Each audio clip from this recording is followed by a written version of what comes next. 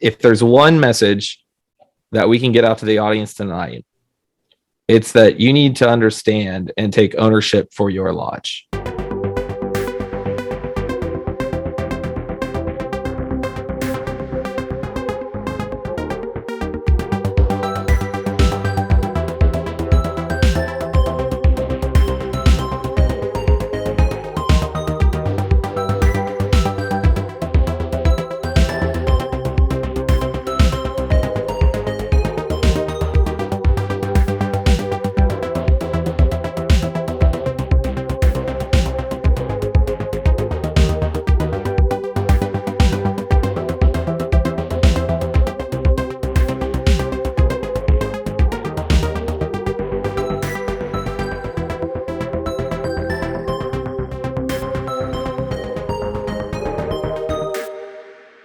Hello, friends. Hello, brothers. This is Justin Jones with the Masonic Improvement Podcast. I'm joined here today with my junior co-host, Right Marshal Dennis Yates. Wonderful, wonderful. And I'm just going to let you know to my junior co-host that I hold all the swag tonight. So that means I am the top guy in this group tonight. So you can't even go there. So, but it is my extreme pleasure to introduce our guest tonight.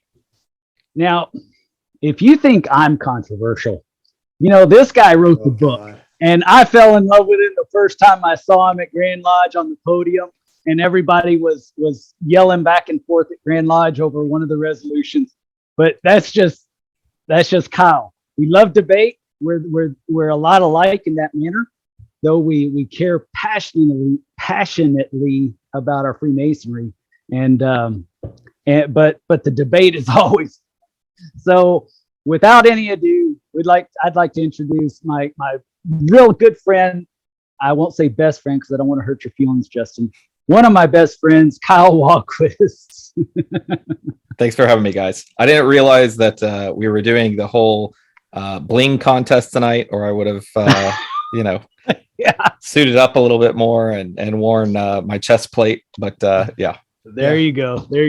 Actually, we had a master's proficiency right before we came on, and that's why I'm dressed as I am, because awesome. I do what the DDGM's supposed to do, and I show up, I suit up. I have a vest made out of gorilla chest that I would have wore if I knew we were competing with one another.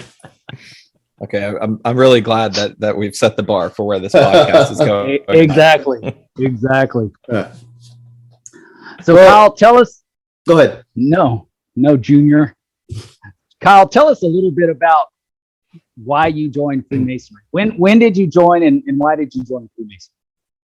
Yeah, so that's probably best answered with a little background on myself. I guess I'll start with who I am and then how I got to who I am.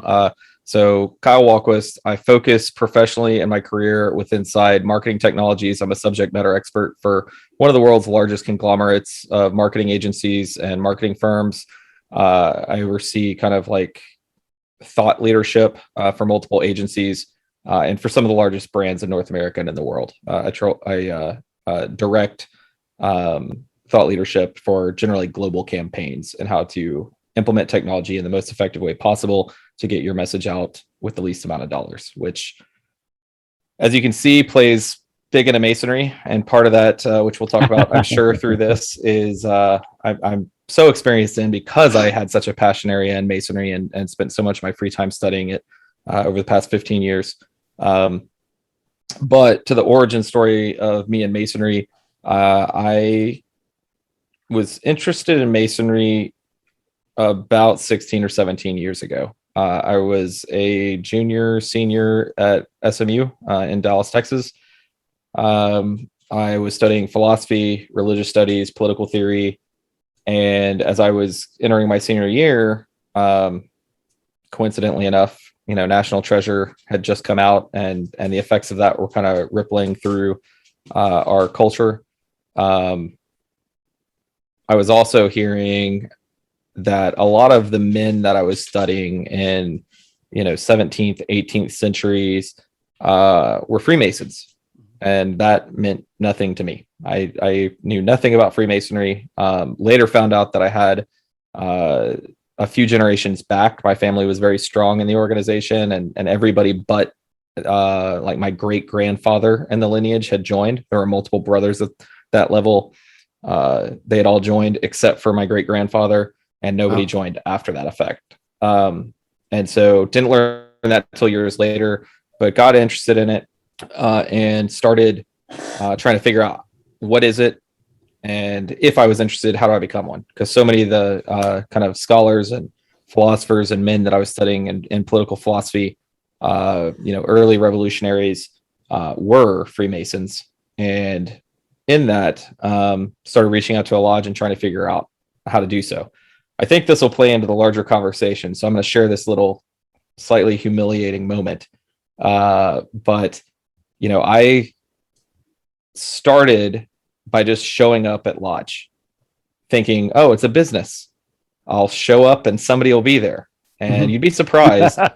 There's a lot of guys who do this where they're just like, I'll just show up on a weeknight, or I'll show up during lunch or around lunch, and somebody will be at this organization and they can talk to me about it.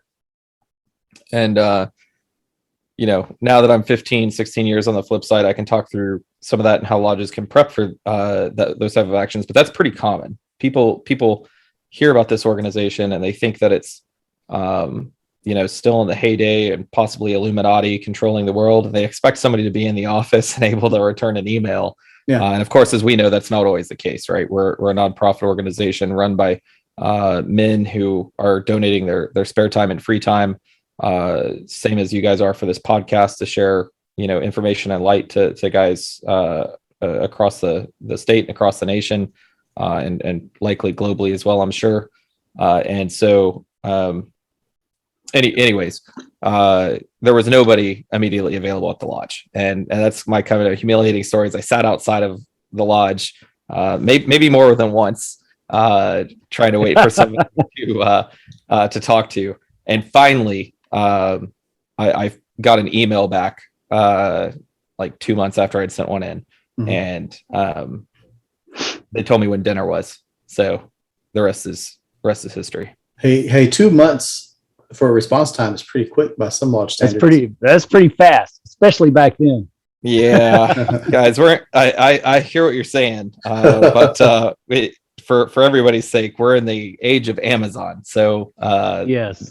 Customer expectations are going to be the same regardless of what industry you're in, including our little non-profit groups like our lodges.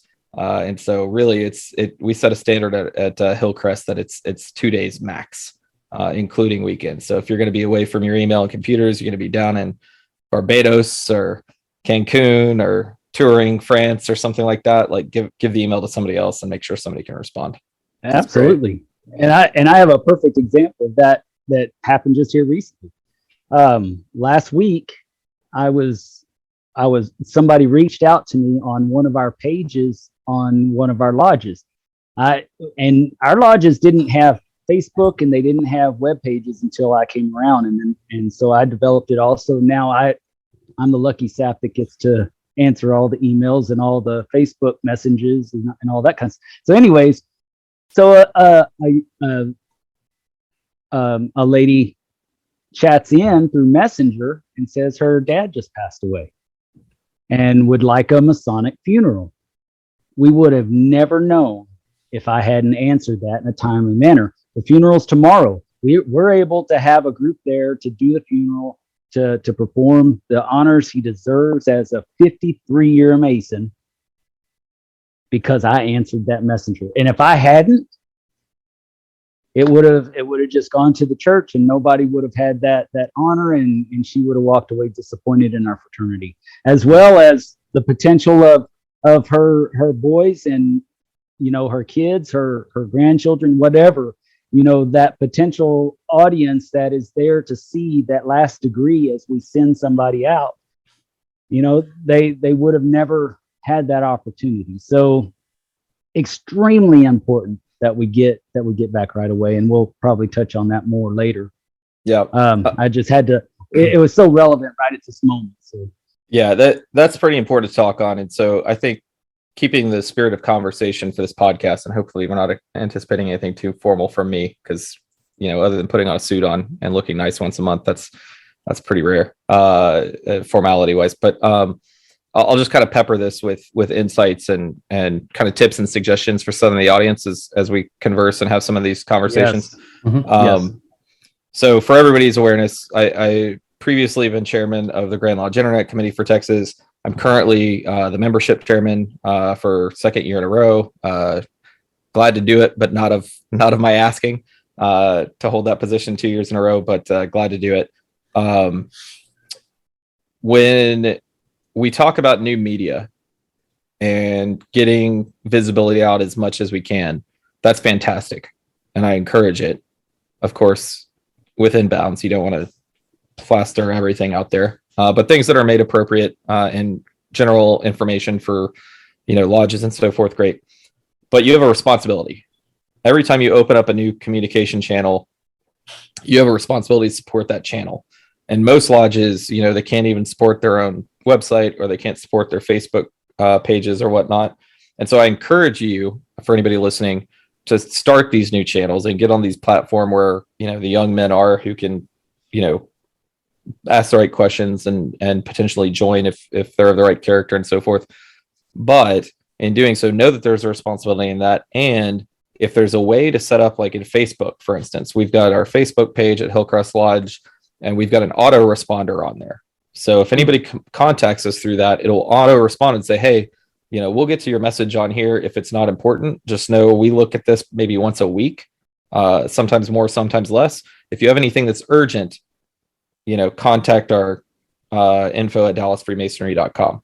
And that communication channel, we've got multiple people through a more professional tool that can kind of, be managed in the process, and we keep everything straight. But everything flows to that's urgent. And anybody who contacts us through any other channel has some sort of auto response that they can know to go to that channel. So that way we've got multiple guys every day looking at it who can follow up in a timely manner, because we really try to get to everything. And I do mean every communication within the hours. See, Wow. I like that. Wow. I definitely am not that guy. I wish I could be, but I do get within a day or two. I'm usually on it. So yeah, and we've, even in our little town, and this is really important too, little town of 1,900 people, and we've already seen 4 Master Masons come to our fraternity through our media. So it's working, and we've only had it for a couple of years. So the younger, and they're all, like 50 years of age or younger, the ones that are using that as their daily tools, they're the ones who are contacting us through that. So it's been pretty eye-opening for me. Yeah. Doing that. I'll take the liberty to go on another self-hosted tangent. Justin, you can sit there and look pretty. Okay. But I wear a lot of people out when I've got my opinion pieces on things, but I think most people generally encourage me the most to talk when I'm talking about data. And so from a marketing perspective, it's important to understand the landscape that we're in. In the 60s, 70s, late 20th century, radio, TV, traditional media, big enterprise marketing, impossible to get to by the local lodge, impossible to get to by the average man, huge budgets. The audience that those things, subscribe to, you talk about Super Bowl ads, 5, 6, 7 million people looking at commercials. I mean, that's chump change audience.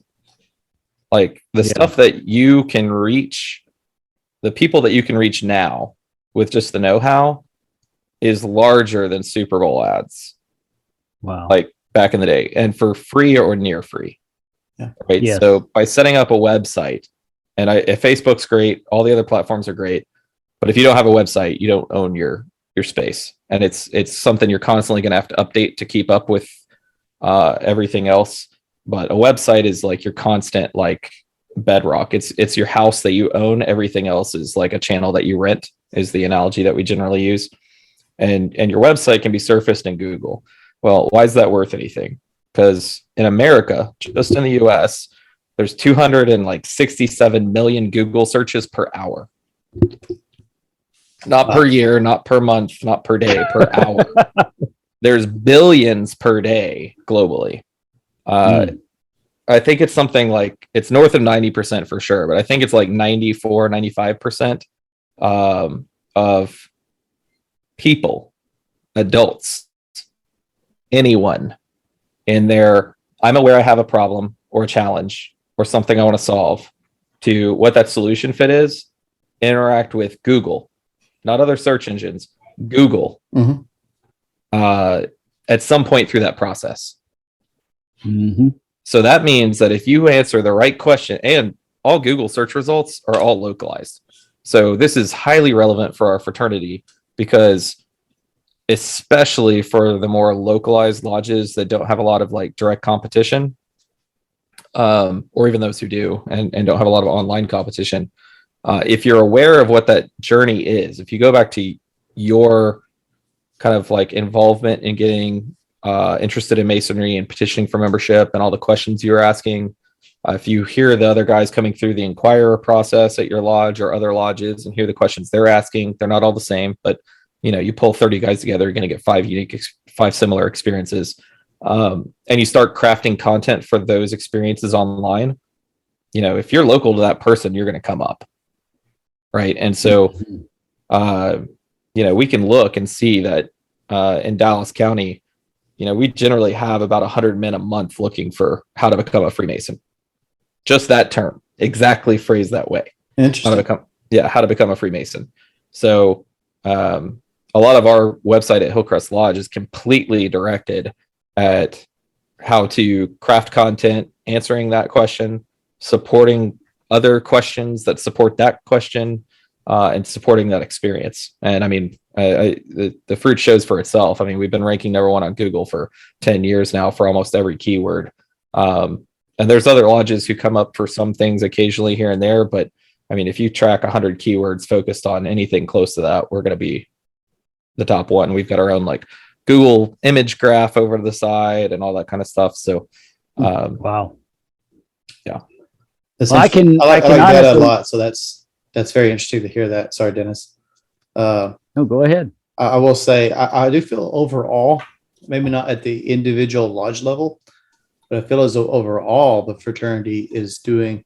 It's a process, right? But I feel as though the fraternity is getting better at representing itself on social media and things like that. YouTube, Facebook, slowly. You have things like TikTok. You're seeing quite a few users on there with Masonic content. I feel as though I don't have the data, but it seems as though there's a lot more exposure than there has been in the past. Yeah. General exposure, I'd agree with you on. If we want to get really technical into brand marketing and overall storytelling and presence, I think we've still got some work to do. So backing up to the 30,000 foot view that makes everybody feel great. We've got a lot of young guys. Dennis, I'm going to include you in this as well. I'm going to include myself in this, even though I'm not that young anymore. Right. We got a lot of younger guys who are joining the organization. They're more, I won't even call them tech savvy, but at least online savvy. We do have more tech savvy brothers. We've got a lot of guys, and don't get me wrong on this. I respect guys from all walks of life. I respect members and brothers from all backgrounds, but we've got more guys who understand kind of more large business practices and best practices when it comes to growing organizations, which is great. But that also means we butt heads with people that don't understand that. True.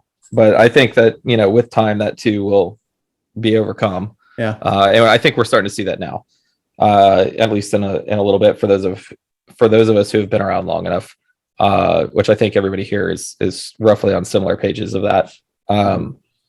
We got a long ways to go. Don't want to shortchange that statement, but it's coming. The flip side of this, though, we have a not so great branding with a lot of the culture that is emerging, especially in Texas. Historically, I don't think it's going to be a shocker for anybody that within the past 75 to 100 years, this organization has been mostly white Protestant males. And some of that's due to, some churches having issues with us because they got pulled into a hoax that's 150 years old. We can go into the tax seal hoax later, but for anybody listening to this who's not a Mason that's interested, tax seal hoax, go look it up. But we've got a lot of people who have prerogative that like, oh, I'm not welcome there, right? Or that's for these types of men, and that's just not true. I think a lot of us who are involved and know like Masonry is changing. It's still holding its core values of being kind of like a universalist social and charitable organization, but it is changing. Our demographics in Texas are changing. I work for a couple energy providers, and they've got fantastic data on this, just in the population change. And like most of the incoming population of Texas is not, Anglo Protestant. It is Hispanic. It is Asian. With very different cultural standings and backgrounds and perspectives that can align well with Freemasonry, but we just have to understand, some of the perspectives that have been layered on to what Freemasonry is, quote unquote, in Texas historically cannot nor will not always be the same. It's just impossible for us to continue to talk about, membership and areas of growth and things like that without accommodating cultural change in the state. Right. That's why we it's so important, in my opinion, that we're starting to get back to the festive boards and what that brings, because that brings a more well-rounded approach to Freemasonry to the membership in general. You've got your fellowship, your education, your history, your libations, it, and face it, that's what, a lot of younger guys are they're wanting to have intelligent conversation, debating topics of the day, while enjoying a beverage. That I enjoy it. That's my favorite thing to do. I mean, we go to, officer leadership training, and my favorite day is Saturday night after training, so that I'm getting together with all the guys and we're just hashing it out. It's a lot like when we go to Grand Lodge and you and I go and have dinner and we sit there and hash out these topics of the day, and really that's Freemasonry. That's Freemasonry, and it always was. And now we're starting to bring that back to where in the past it was more about the fish fry fellowship.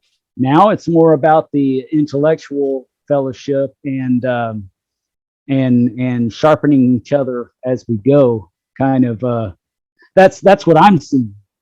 Is it's becoming more relevant again today. Yeah, I won't disagree with you on that, especially in the urban areas. As I look at membership and kind of membership interests across the state, especially on social media. So on Texas Freemasons Facebook group, for instance, over the past 10 years, I've seen a resurgence in a lot of activity, including what you're talking about, more the philosophical, esoteric, what I would call like what everybody kind of envisions is like the British early 20th century high society Freemasonry, top hats and bow ties and stuff like that, pre-economic collapse of the early 20th century. That being said, that's not the only resurgence that I'm seeing. I am seeing more barbecues. I am seeing more fish fries. I am seeing more like, let's get back out in the community and do charitable stuff. Those are generally in smaller communities where the communities aren't growing as much. So I don't see as much of it, but I still see more of that today than I saw 10 years ago. That's what we have in our area. Yeah. Well, if I can interject, I think you're a product of your raising, so to speak. if you're raised in a lodge that focuses on fish fries and things like that, and if you're young or just enthusiastic in general, you're going to go to what you know, and what you know is what they taught you in that lodge, right? Excuse me. So yeah, you're going to see resurgence in the fish fries and barbecues in these urban, suburban areas and rural areas, because that's how it's always been done. So these guys are going to go through. They're going to be excited. They want to be involved. They want to create activity, but until they are exposed to something else, they're going to fall back on what they were taught when they were going through the degrees. Yep. Completely agree with that. And this whole conversation brings me back to, Right Worshipful Jim Rumsey was presiding over Hillcrest this year as Worshipful Master. Good friend of mine. He said in his kind of farewell speech to the lodge during his last meeting this month, that he, sorry for any lodges I butcher on this, but I think he said he's a member of like 8 to 10 lodges across Texas. And he said he's been master now, including Hillcrest, of 3. And he said, and he named them off, and I'm not going to even try to do that, but he said, this lodge, they're great. They like studying the ritual work. This lodge likes doing the esoteric and philosophy of it. And keep in mind, the esoteric and ritual are 2 different things for anybody listening. I know everybody here knows that. Yes. But, 2 different focuses. He's got a lodge that's the Fish Fry Lodge. He's got a lodge that's the Festive Board Lodge, and he's got a lodge that's the Vanguard Lodge, and they all are a lodge. So he could gain. He didn't say this, but I'm thinking he joined all these lodges so that way he could experience like what the check box is for all these things, so he could have an understanding of the plurality of the nature of Freemasonry in Texas, because the state's so big, the interests are so big, the geography is so big, the populations of different geographies are so diverse, that he likely did that for all those things. And not to plug Hillcrest too much tonight, but he said this lodge breaks the mold because it doesn't fit into a box. It doesn't do one thing. It tries to do everything, and tries to do everything at a level that may kill most. I'm like paraphrasing what he said, but he made it clear that his year in the East at Hillcrest was not an easy year, and I salute him for that time committed, because he definitely didn't have to do it. But that being said, for those listening, I'd encourage your lodge to think about how to become that, because if we're really going to talk about growth and strategic growth, at Hillcrest, we did a strategy meeting, 12 years ago, when I was master, with a bunch of the past masters and some of the younger guys that were involved at the time. And, we kind of said, hey, what are we interested in? What brought us to the fraternity in the heyday? For those who have been around, what's everybody most in remembrance of? What do we wish we did again? Because at that point in time, we'd be lucky to get 10 people out to a stated meeting. Now we're 30 to 40. Right. And we'd meet once or twice a month. Now we're meeting 5 to 10 times a month. But we took all those things and realized okay, there's verticals where some of these things are similar, and you could probably have a couple guys run multiple things that are similar. But there's so much to do. To really do this well would take 25 to 35 guys, and we just don't have. No lodge at that point in time really had 25 to 35 active guys. Maybe 1 or 2 would have some for a year. It'd be a lot of plural membership from other lodges. They wouldn't be able to keep it up because they borrowed a lot of membership. It would be whatever. But not a lot of lodges had that type of membership, and so we started coming up with okay, what are the things that our membership is most interested in out of these? I'm going to say 10 or 12 things. They boiled up into 5 pillars. And so we strategically said, okay, for new members, this is one thing. And for existing members for call it 2+ decades, this is something. So we're going to start with these 2 things, and we're going to really focus, and everybody's going to put their effort behind these 2 things. And then over time, as we get more guys in, we're going to keep them active as they come up through the line by basically putting them to task on some of this other stuff and kind of building out a project plan like that.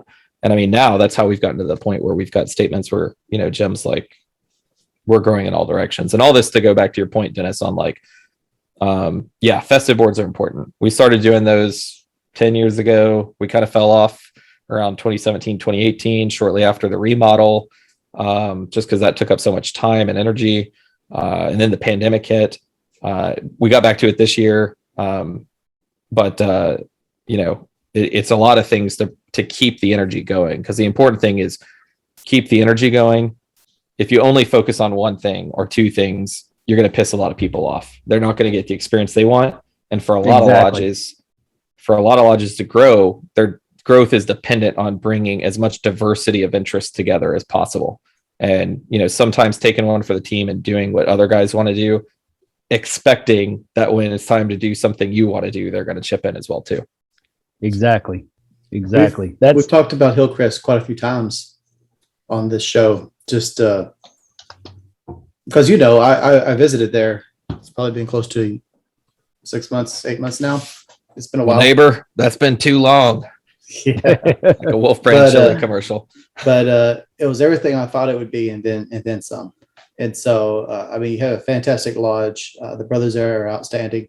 Thank you. And so that in my mind kind of created a new standard, and it really opened my eyes as to what a lodge could really achieve with the right leadership and the right resources.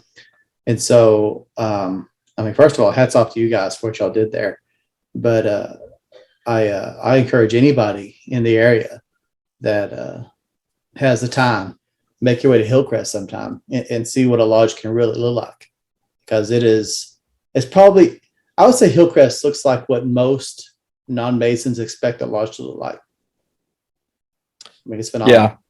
One of the, not to spoil the behind the scenes footage on this podcast, but one of the questions you guys sent me over earlier was kind of like, what's my impression of Masonry, and did it live up to my impression of Masonry like prior to?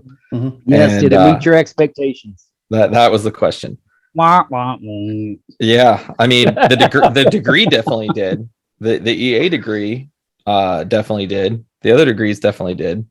Yeah. I mean, you go to your first stated meeting after you've done all this memory work, and of course it's not going to meet your expectations for a lot of lodges. Not a lot of lodges 15 years ago, that's for sure. Yeah. Yes.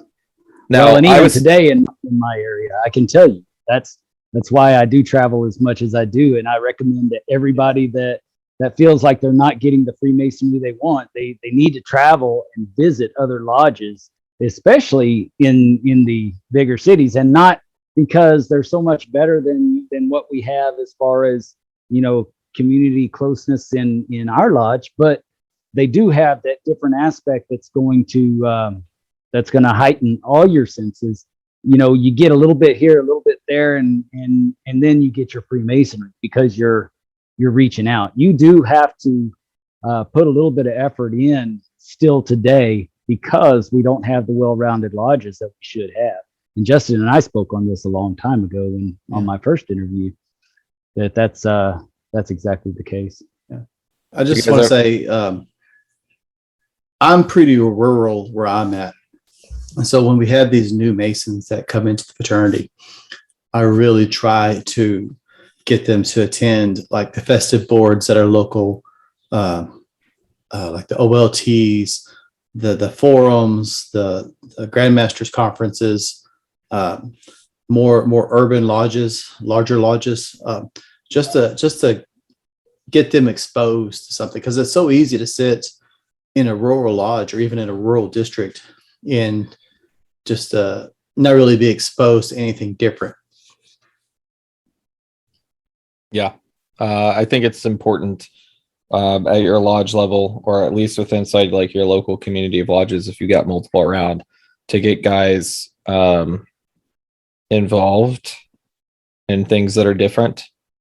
Probably before jumping onto Texas Freemasons, for sure. I think yes. I think a lot of guys are shocked at how diverse this state is,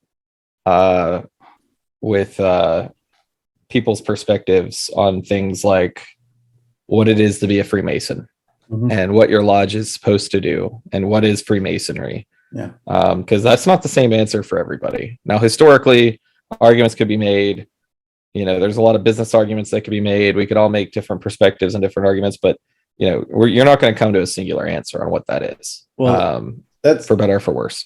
I mean, that's really why I left when I left that after I joined shortly, is it just felt like a service organization, and all the lodges I visited in my district were basically service organizations. And it wasn't until I started doing research online and started visiting other lodges that I realized that it goes so much deeper than that.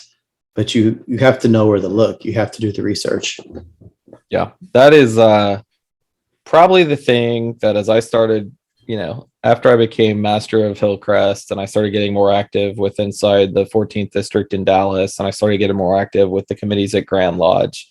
That's probably the thing that got me closer to beating my brains out against a wall than anything else.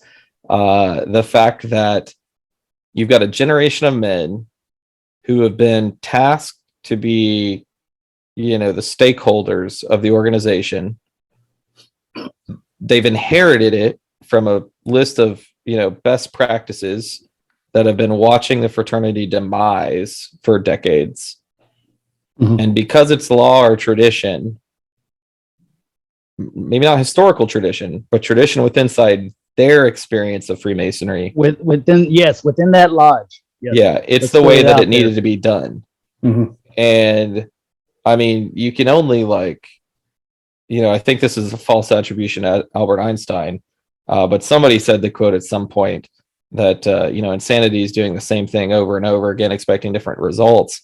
And you just got to wonder, it's like, guys, I came through, and guys like me are coming through, and guys like you are coming through, and then you turn away or you turn around and face into it, and you get a wall of resistance to anything. Mm-hmm. And it's like, guys, what are you doing? We've got 5 decades of data showing that this business model doesn't work, that these operations don't work, that these practices don't work. The mentality is that it worked once, and if they do it long enough, it'll come back around again. It'll come back around. Yeah. But your lodge might not be there by then. Exactly. Well, yes. Yeah, and that's similar to, Justin, you'll appreciate this. That's similar to endowments. Mm-hmm. Yeah, they're financially viable if you do it enough. If you're dead, at the right price, and you can make it 100 years. Yeah. If you can go bankrupt for 100 years and make it work, good on you. Yes, he hasn't. Start going down the line of the cease past masters and buying it for them. I'm sure it's financially viable at that point. Exactly. He hasn't posted the last little tidbit I did on endowments that I just did, which I told him to hurry up and post, because now's the time everybody can actually change their endowments before they cool your jets, junior co-host. Especially, you guys have a great working relationship. You need to level up, young man, young millennial. I think we need to get Brother Hill on this podcast. Maybe he can do some couples counseling for both of you. Therapy. I don't think that's his nature of therapy, but maybe he can help you guys out. I want the shock treatment. That's what I was doing. But I don't need to know about your personal life. I know. I need stimulation. So again, we'll edit that in post, right? Damn. Yeah, we got to. I mean, I want to see him get red. Yeah, I'm on this show, so we got to keep it controversial, right? Right, exactly.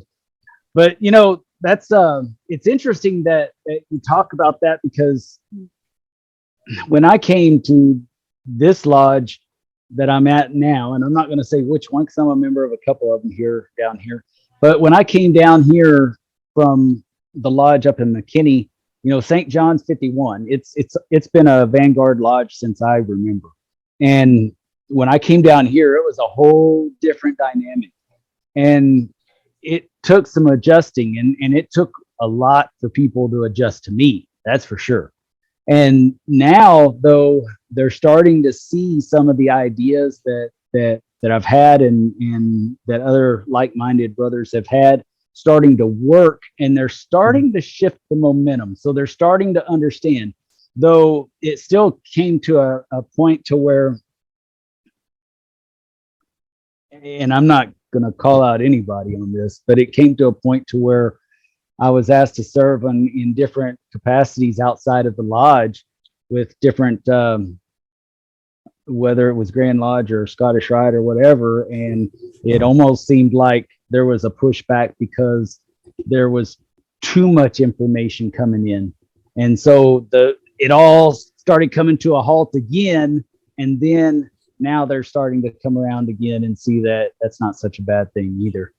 But we go through these transitions with that's not how we've always had it, to starting to accept some newer ideas, and then we'll get a little bit of kickback again, and then we'll get to move on forward. But right now we're in a great time, and I think that us in our generation, our time span in Freemasonry, we're going to get to see some awesome changes throughout Freemasonry, and some of it may be good, some of it may be bad, but I think that we're going to get to see some shifts that haven't been seen for 50, 60, 70 years that are going to really propel us into a new way of visualizing our Freemasonry. Yeah, we're going to have things, we're going to run out of things to talk about someday. I don't agree with that last point, but I would definitely agree. No, I'm talking about Especially Justin not and I, Dennis. 'cause we can't come, Yeah, right.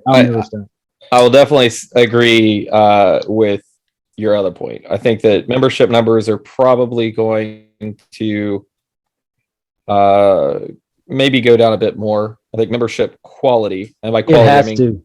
by quality, I mean Right. guys who get active and stay active. I don't mean black tie or blue jean quality. Don't take me here saying that. But quality as far as like guys who get active and get real involved, because you've got more and more, it's a smaller community.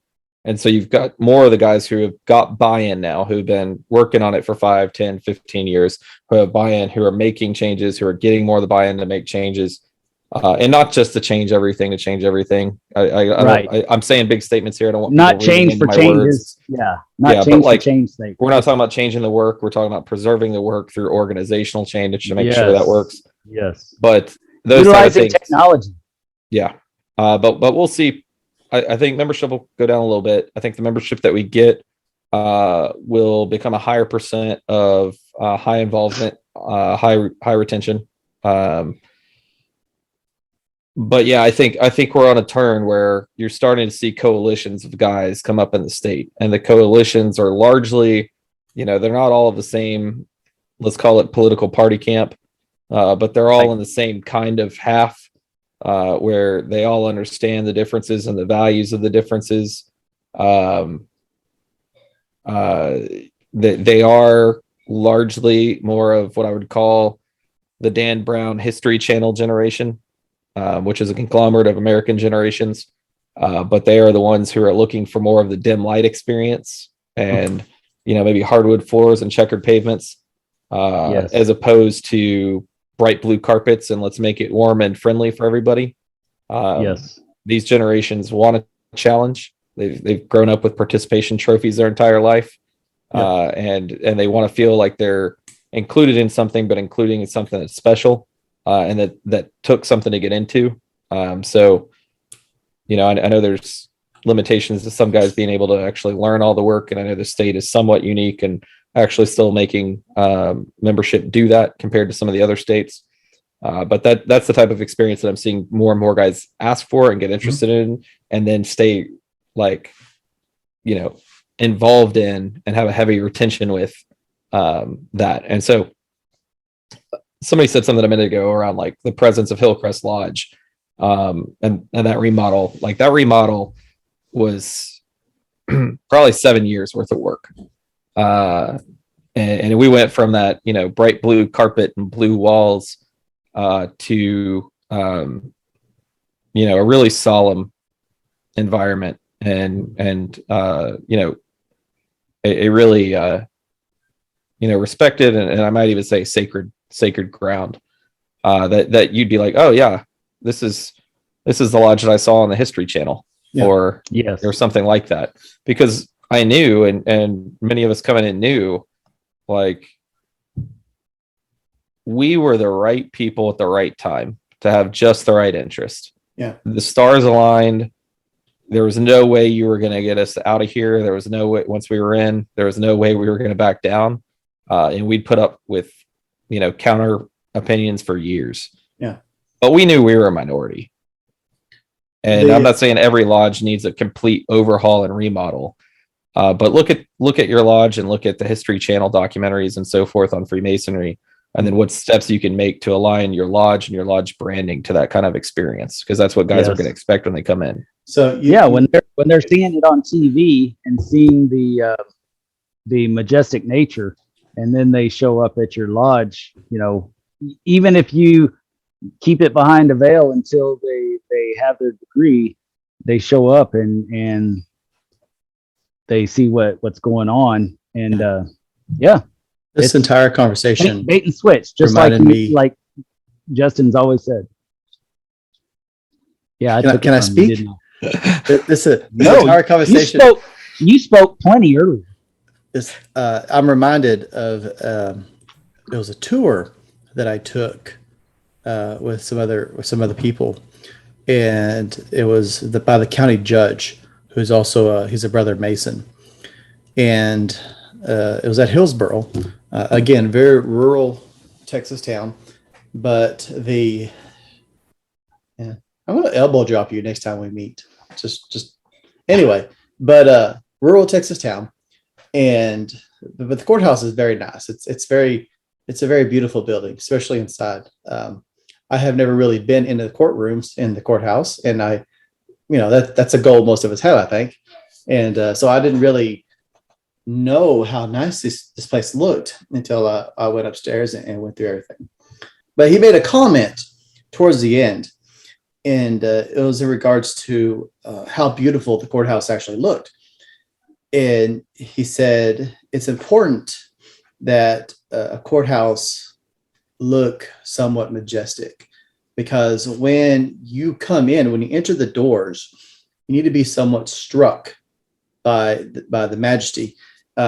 Subconsciously or consciously, what happens is your mind tells itself, this place is something special. This is not like outside. This is a different place. It's a special place, and I need to conduct myself differently than I did outside the door. And so the reason I bring that up is because immediately when he said that, it made me think of Masonic lodges. In fact, it actually made me think of Hillcrest, because it's important that your lodge look nice. And granted, you may not have the resources to build something majestic, but I think we're doing ourselves a disservice when we kind of downgrade our buildings or allow a lack of maintenance to seep in and make it nasty. But when I say downgrade, I see a lot of lodges selling their buildings and building like those metal frame buildings or whatever. Because when you go in, it's just a building. From the outside, it's just a building. And I think there needs to be some level of majesty when you go in, ideally. And you go in and you say, wow, this place is different than it is out there. This is different than the other buildings in town. This place is special. I need to act differently and conduct myself differently. Yep. I'd like to piggyback on that and also go back to another part of the conversation a little bit earlier. Number one, if you're at a point to where you can't afford to do the basic upkeep of what your building requires, then you need to start thinking seriously about selling your property and getting another building, or even getting a loan to fix up your building that y'all could work with and commit to. You can do a commitment drive with all your members that they'll commit X amount of dollars every month towards this project and get the project done and make your building nicer. If you can't do that and you don't have that membership, then it's time to start thinking about sharing a building with somebody. And to the point that you had earlier, Kyle, the thing that breaks my heart the most, and I know their hearts are in the in a good place is all the Masons that waste their time and resources becoming plural members for all these different lodges to try to keep them open in hopes that they're going to turn it around.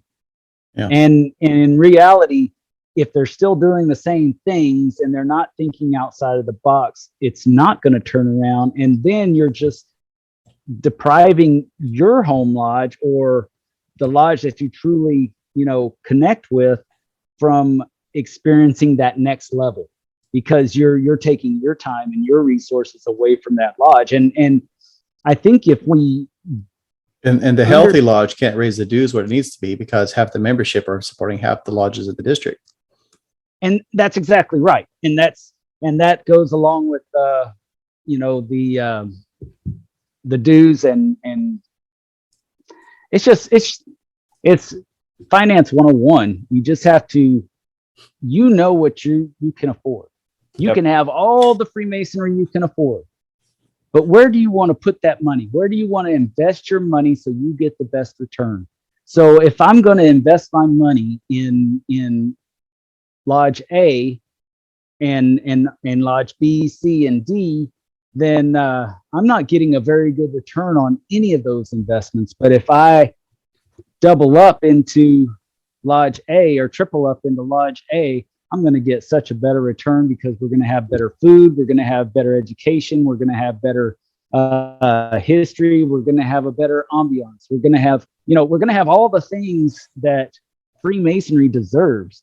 And just because a lodge was there before doesn't mean that it has to be there going forward. It wasn't there to begin with. We built up to a certain level. We can definitely shrink down to a certain level so that we can make a better impact to the communities that do see us. Yep. So I got a couple things to speak into on that. First and foremost, before I forget, I know I've extended the invite before, but you two should definitely come and take a walking tour of Hillcrest for the podcast. Would love to get that out and talk through the history of that a little bit more and give some guys ideas who may have small, medium, or large size budgets. There's some. There's a top 3 to 5 things I do for every lodge in Texas, given, a $3,000 to $5,000 budget. That would go a long way. Yes. And then if you wanted to swap battle stories on how to run a $250,000 project to, try to completely rebrand your experience, we could go through that as well too. But we'd love to have you guys out for that. On the on the plural membership thing, I'm not going to, die on this hill as an absolute statement. But you're absolutely right. But the majority of the time, if you are, I said it earlier. If you take a look at what a lodge could be, like really could be, not just the one thing that some of your guys want to do, but like what it would take to get everybody active, involved, who could possibly join and retain them and keep everybody engaged on a regular basis. I said it before. I'll say it again. 25 members, active members contributing in, probably minimum. Maybe 20 minimum, but somewhere in there. If you're joining a bunch of lodges just to keep pitiful level of dues coming in and show up to a stated meeting once a month and not do anything, or maybe do a couple things a couple times a year, and your home lodge hasn't checked all the boxes and isn't booming with activity, not necessarily new membership, but at least activity of the membership you have, you need to go back home. Yeah. You're not doing it. All you've done is divide your time and cost your mother lodge. Yes. It doesn't help anybody. Now that's not a steadfast rule. Some guys, they don't want to break up with their mother lodge, but it's not really their home anymore. Culture change, something happened. They checked one box. The guy realized he wants to be in another box or another 2 or 3 boxes. That's fine. But when you're trying to actively be like, hey, I'm everybody to everything, and I'm gonna, save Masonry by carrying a membership card for all these lodges and not really doing too much. And nobody knows you. Yeah, I'm not there's guys that I know that join multiple lodges through that, plural membership boom. And there were secretaries of lodges or secretaries of our lodge. They're not unknown. but it's like still, how much more could any of them contribute to the one lodge that they're really passionate about, or at least the two lodges? When you start talking about 5 lodges. Yes. You know what's funny to me is that you hear the oh, you're just losing them to Scottish Rite, or you're just losing them to the York Rite or the Shrine or whatever. And I'm thinking, well, I've already lost you to 4 other lodges. You know, what's the difference? What's the difference if you're running around to all these different lodges and making my experience a bummer where I'm at because you're running off, you know, doing this. Now I am a you bring up a good point. You bring up a good point with Scottish Rite and York Rite and all that stuff. When we put on the Masters of Lodge Administration program a few years ago, back at the 14th MWSA, one of the programs that we had was just on the infrastructure of Masonry. And is it possible to support the current infrastructure? By infrastructure, you know, I'm not talking about a Build Back Better program, but right. You know, we're not talking about roads and highways and internet and all that stuff. We're talking about officer roles. We're talking about degree teams. Yes. We're talking about committees, property management committees, finance committees, endowment committees. We're talking about Scottish Rite stated meetings, lodge stated meetings, if I didn't already cover that. Degrees, not just the degree teams, but the degrees. We're, you know, and the list goes on and on and on for all these organizations and what you can get involved in. And it starts like a snowflake on the hill. And all of a sudden you realize you're going down this snowball that you can't possibly control, and you're not really making a huge impact anywhere. You might be contributing to a lot of places, but you're not really making an impact that can sustain you being gone, because you don't have the time to train people behind you. You're not mentoring people behind you. You're just doing the job and hoping other people see it. And you're not even focusing on the jobs that you're doing or being asked to do the way that you should. And this was another thing that I think we wanted to talk about tonight. I do want to make sure we get to it. But, you know, Grand Lodge should largely be run by those committees. We talk about, you know, strategy all the time, and there's no long-term strategy for Grand Lodge because the leadership changes over every year. Yeah. And the counter to that is, oh, well, there's a board and it's like, you know, 4 or 5 years and yada, yada, yada. That doesn't mean anything. We all know the way it actually works is you get a grandmaster change. Yeah. They change year to year, every year. Yeah. So they're changing year to year, and the committees aren't ever really tasked or managed or administered to go execute upon themselves because they're just worried about whatever else. And then half the committees, you know, get offered, oh, well, you're on a committee this year, so do you want to be in, you know, Grand Lodge line next year or the year after that? And of course, oh, I get to wear a collar and I get to be called a right worshipful or you know, whatever else. I just feel as though at this point I should say that the views expressed by the guests and participants in the podcast do not reflect those of the host or any Masonic Lodge or Grand Lodge. That's awesome. That's awesome. But yeah, I mean, you've got guys who are just, you know, for better or worse, doing as much as they can and taking the next thing and building up their Masonic career. But this is why, and my point with this statement is, this is why Grand Lodge cannot save Masonry. Yeah. Yes. Yeah. Okay. So we're all on the same page on that. It takes longer than a year for any program to gain traction and make an impact. Well, and like you said, every year someone has their own program that they think is better, and they want to scrap what came before and implement theirs. Yeah, and especially at the scale that. Hold on 1 second. I want to talk on that. Okay, especially at the scale. Justin, you stop. Dennis is great. He's going to let the guest talk. That's so sweet. I am. But yeah, the programs of the 20th century and now the 21st century are so large in ambition. Like the things that we need to do to save Freemasonry, quote unquote, at a Grand Lodge level in North America is almost insurmountable for any single Grand Lodge. So don't hear me say that Grand Lodges are useless or can't do anything. They can. But as far as like saving your particular lodge, at best they can help you.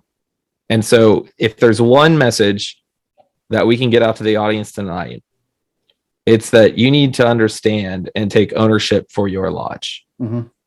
We're not asking you to break rules and not ask permission, but sometimes we may be asking you to take the leap and do things different and, you know, make sure it's okay in the process, but think outside the box, and take ownership of, you know, your lodge's future yourself. Because Grand Lodge can't do that for 750 some odd lodges or however many there are today. Yeah. We have, going back to the infrastructure, I mean, we're operating off of like maybe 40% of the membership from the 1963 boom peak. Mm-hmm. Yes. And we're supporting like 85 to 90% of that infrastructure. So all those committees, degree teams, lodges, you know, yada, yada, yada. We're still supporting like 90% of that with 40% of the membership. Yeah. It's crazy to think that we can continue on with everything, and especially doing multiple lodges at once, which back in 1963, it was not that popular to join multiple lodges. In fact, I think in the 50s, there were laws against it. I think so. Yeah. Good point. So I want to make a plug real quick, a shameless plug for the officer leadership training. They send us out there to teach you guys all about officer leadership. We talk about succession planning. We talk about finance. We talk about servant leadership. So, but here's the thing is that in reality, that's what we're trying to teach the lodges, is to take ownership of your lodge. These young guys that are not even always young, but the new guys that are going through the line, if you want to support your lodge, send them to officer leadership training, especially if you don't have any kind of mentorship program, real mentorship program. Man, you got to send them to training. Invest in your lodge in that way at least.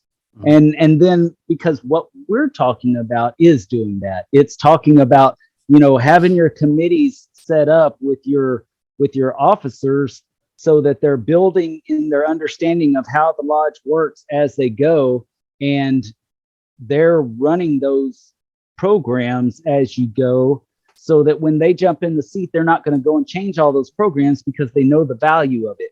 So their job is to mentor the next officers in the line. The worshipful master really shouldn't have that hard of a job. It really shouldn't be that hard. All you have to do is set your committees to task and make sure that your committees are doing their job. And that's it. But so, brother committee man, I've got an earnest question for you. I don't mean to throw you under the bus with this, but you go right ahead. It has been about 10 years since I've gone through one of those, if not more. And so that's my too long. Yeah. We need to get you guys like radio buttons where you can just plug in some of these. Yeah, go ahead. Exactly. When last I went through that course, that training, it was very focused on like internal operations. Yes. What has changed, if anything, that mentors lodges on things like lead management, on activities to nurture membership growth? And maybe this is partially on the membership committee as well, too. I think there's a lot of things that we could do in the coming years to, you know, expand experience and knowledge across committees. Yeah, how much has gone into, you know, lead management tools, training on social media usage, training on website development, the importance of that, you know, communication standards, all of those things that would go in through a traditional marketing and sales process that's more external in management and operations. I can say that it's not as much of the internal housekeeping that it used to be. We are focusing more on a leadership, on a vision perspective. And in fact, we're rewriting almost all the different programs this year, and we're adding more to the programs to give people options as to where they feel like they could benefit for their lodge better. We have an alternative program that on the second day, if you're in 101 or 201, you can choose a class here or there for these other ideas and theories. But to your question, and I'll be very specific with that because it's a very specific question. I don't see anything as detailed and good as what you're talking about. Now, however, I'm part of 4 different rewrites right now that we are incorporating some of that stuff in each one. Now, on my own, not part of officer leadership training, I hope it becomes part of it at one point. I am creating a program on effective web presence on the cheap, basically. Going to your point, using Google Sites and building a decent web page that uses a good calendar that automatically updates, that everybody can go to, and with different analytical options for you to see your data and see what's happening on your site. So I am creating that on the side, but it's not part of it yet. But we will. I will be asking to put that in there more so. But like talking to you right now, this is why I wanted to talk with you so much. But one thing that was mentioned, and not Justin, at our last committee meeting, Dennis, if you remember, there was talk of doing like it's not open mic, but it's like what's that called? It's basically there is going to be a round table. Yeah. So being a committee chairman, if you'd like to come to the OLT that's in the DFW that area, would be cool. Yeah, just talk a little bit about those things. It'd be very, very good, I think. And one of the things that I encourage the brothers to do after Saturday is I like to sit around and sip a scotch. So I encourage everybody to get together and just chew the chud and talk about what we're doing and get the ideas floating around. And so if you would bless us with your presence there, that would be great. Would love to help out. Let me know the date, and as long as I'm in town, I'll be there. Wonderful. Yeah, it's the same date as the Masonicon that this goofball is going to be a part of. He won't post our stuff on there because he's busy posting his own Masonicon stuff on the website. I'm just self-promoting these days. Yeah, that's what I'm all about. Well, Dennis, thanks for answering my question. I know we're winding up on time for this part. So, Justin, is there anything that you'd like to eke in this interview session? I hadn't even scratched the surface. I'm just getting started. If I had a thought before Dennis started, I've forgotten it. So I've done my job. But that said, we are getting a bit low on time. So I'd like to just open the floor to any parting thoughts that we'll start with Kyle, so we know he gets his point in first. Yes. And then but we'll definitely have to do this again because I feel as though we did just scratch the surface. Yeah, we didn't scratch the surface of this conversation. But Kyle, you have any parting thoughts? Yeah, this could go on all night for sure. And thanks for having me on. I don't know if I said that at the beginning, but it's always a pleasure seeing the two of you. I like arguing with you if we don't always agree, although we do generally agree. But always good seeing you too. I think just in general, I just want to, for this conversation, really harp back on in North America, and this is largely across all the states from the data that I've seen, lodges are roughly in the same spot. So roughly, generally due to organizational, operational causes that entered into the late 20th century, from what I can tell, meaning at some point in time, leadership across states got together and decided it'd be great to start introducing organizational laws that were very similar to what the CIA was publishing at the time on how to overtake countries. I don't know why it's similar, but we operate today much like third world countries, getting strung up in processes and organizational models that can never really get traction with wheels on the ground, just spinning in the mud. Mm-hmm. Not saying that we were necessarily infiltrated by the CIA after World War II, but as the largest fraternity in the country that had secret motives, possibly. But anyways, go read that playbook if you have questions on what I'm talking about there. But all that being said, question what you're taught. It's a good practice in life in general. But if you want to grow your lodges and grow the organization, don't just take it for granted that somebody said that's the way that we do it. Yeah. This organization, most of our operating principles are not that old. If you look at our law book compared to a lot of other states, it's 10 times the size of other states' law books. And so I've heard that numerous times. Yeah. Question what you're being told, challenge it. If somebody says it's in the law book, tell them to show you the article before you believe it. And if it's there and you don't agree with it, work to build a resolution and get it pushed through, or at least, continue hammer on it. We had the resolution on resolution 9 a couple of years ago, on being able to act like grown men at lodges and have our own club, private club, pretty much, which, might attract new membership, and have alcohol on premise.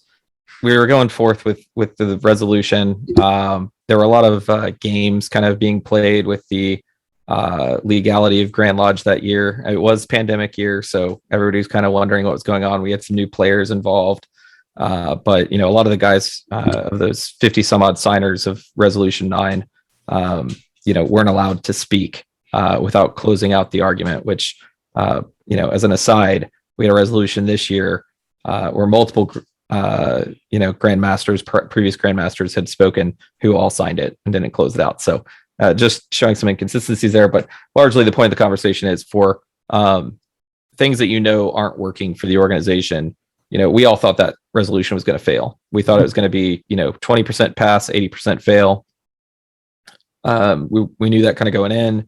It's kind of like a long-term game. One day this will pass. We know it's going to pass. There's enough momentum behind it.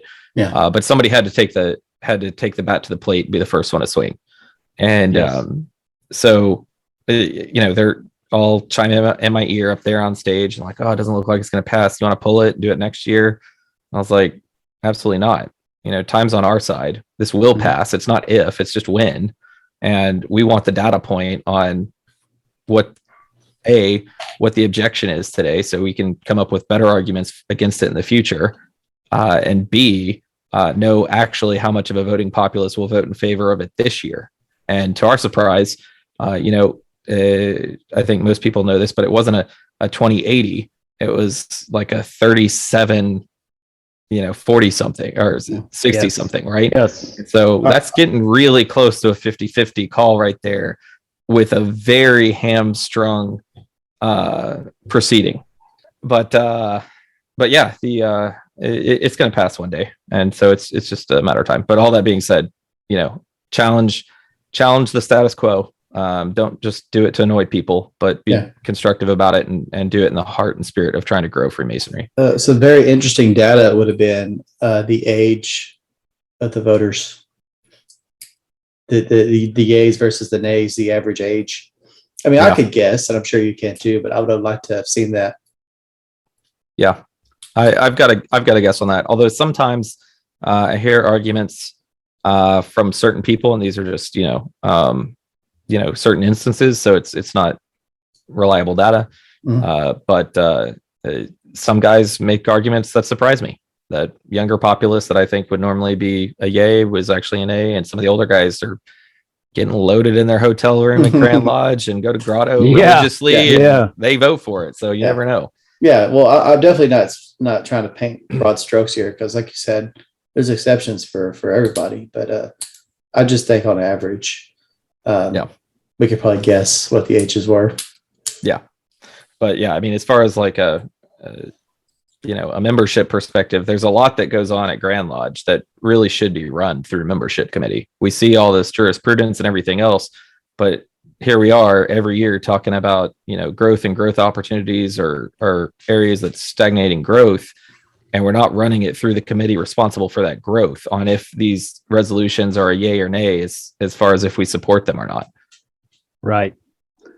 Yes, you should absolutely have a voice on and be able to present data and say, because as we all know, and it doesn't matter if it's in the lodge or in Grand Lodge or no matter what the cause or an effect are with anything, numbers don't lie.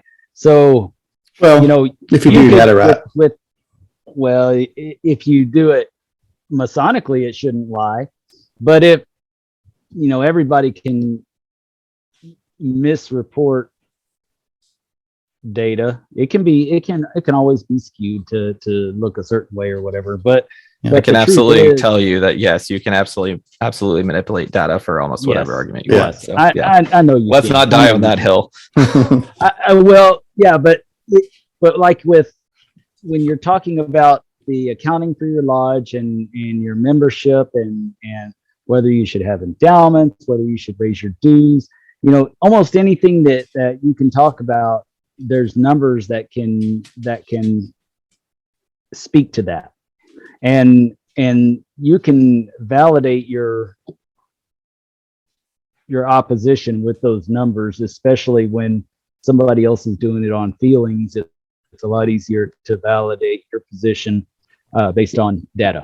Mm-hmm. and it's a lot harder for them to argue those points when you're doing it on data and they're doing it on feelings. So that's and that helps with the big bull in the pen.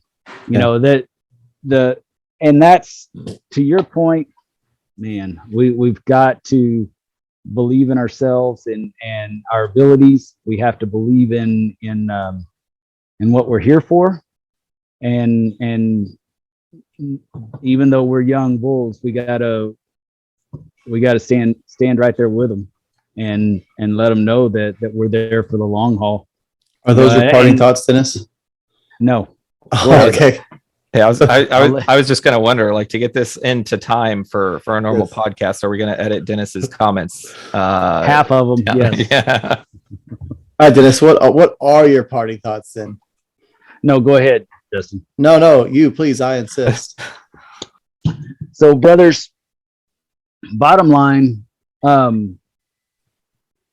membership can be addressed with intelligent planning and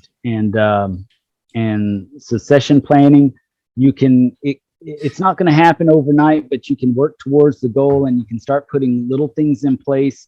Like Kyle mentioned, start with one or two things and just add it to the mix so that you have something else to offer than just the same old thing that you've been doing.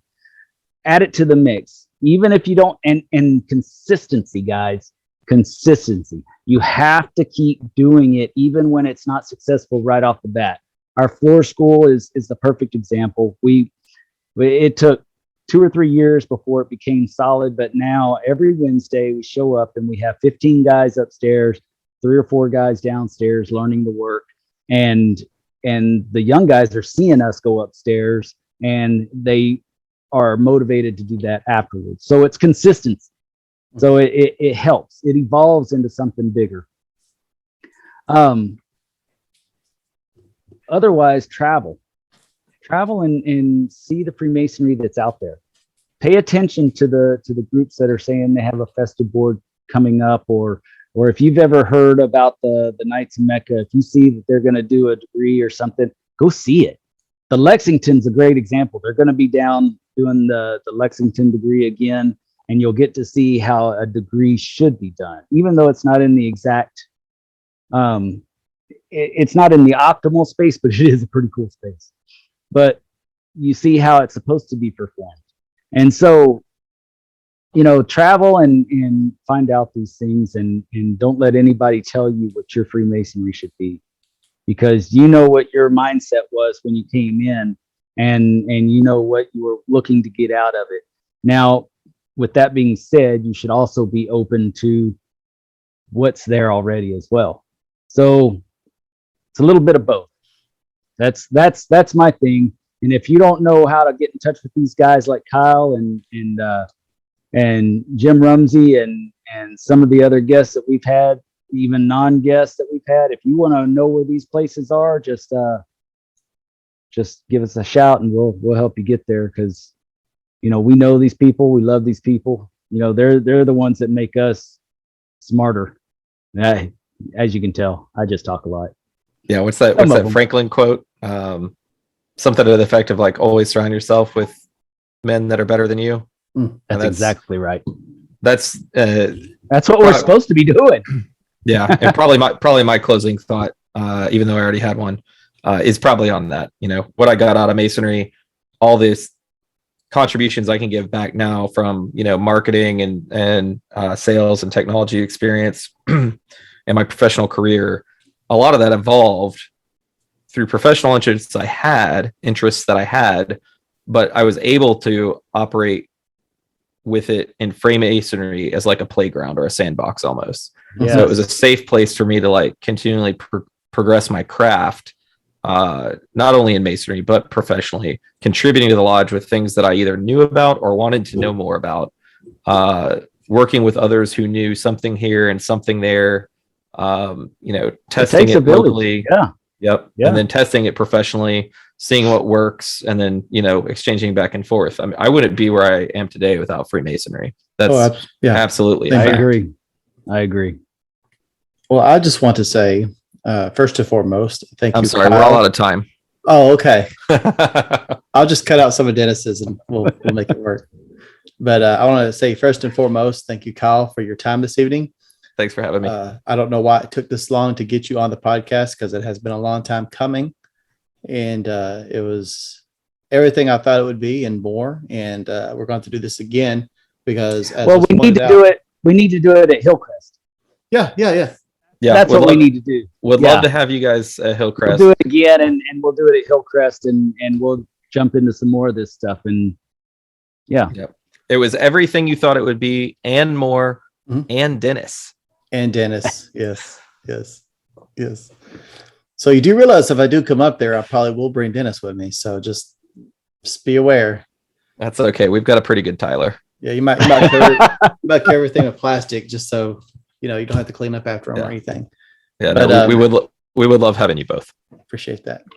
And I also just want to plug upcoming officer leadership training. If you are going into a warden's position or the worship master position, if you have not been to officer leadership training, find the one that's going to be close to you and plug into it. It is going to be well worth your time. If you live in the Waco area, or even if you don't, and if you're willing to commute, definitely check out the Waco Festive Board that's coming up. What is that? It's next Saturday. Week after, yes, not this Saturday, but the one after. Yes, I'm also the 18th. In case 18th, this one airs a little late. Kyle, are you going to that? The Waco Festive Board. Mm-hmm. Unfortunately, I have a 6-month-old at home, so I don't get out of town. And out of all the years to not be able to get out of town, this is with Brad's year, most worshipful Billings year. Like, it is a horrible year to not be able to get out of town that much. So unfortunately, I'm not. But I wish I could be there, and I encourage everybody to go. I understand. There's also it has been a magnificent year, that's for sure. There's a festive board in Sol Ross Lodge that I'm going to the 13th, which is going to be the same week as Waco. So I'm going to be hitting 2 festive boards in 1 week.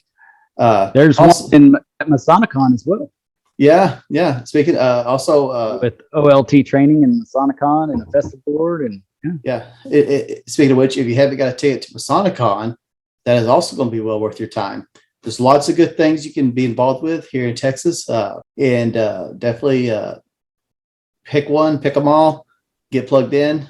It will recharge your Masonic batteries. But you're absolutely right. If you want to meet some of the up and coming leaders, that's what you do. You go to these places, and that's where they are. Yep. And they're learning off of each other. They're sharpening each other, and to all these different kinds of events, whether it's esoteric, the floor school, the ritual, or the historical things. There's just all kinds of things. Yep. All right, brothers. Well, thank you so much for your time this evening. Don't forget to plug your shirt. Interview. Oh yeah, check out the Masonic Improvement shirt. Go to San Antonio Hat Company. I'll include the link below. Get yourself some Masonic Improvement swag. Make all your brothers jealous. Improve yourself in Masonry. Become better at your ritual work. Just all around look like a dapper gentleman. Get yourself Masonic Improvement polo at San Antonio Hat Company. Thanks, brothers. And I guarantee you it'll make you look better than Justin. Later, brothers. Got one more in. See you guys. Y'all take care.